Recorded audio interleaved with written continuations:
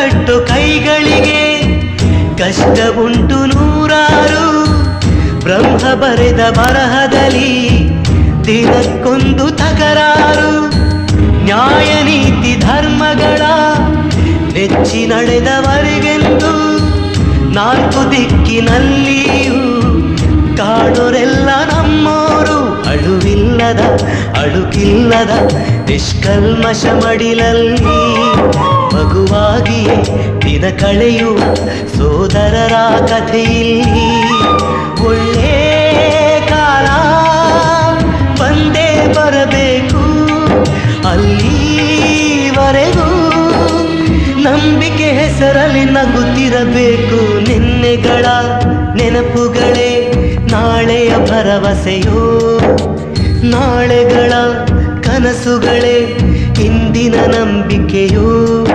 ಅದು ಯಾರೋ ಮಾಡಿದ ತಪ್ಪು, ಇದು ಇನ್ಯಾರಿಗೋ ಶಿಕ್ಷೆ ಬೇಕೇ ನಮ್ಮ ಅಪರ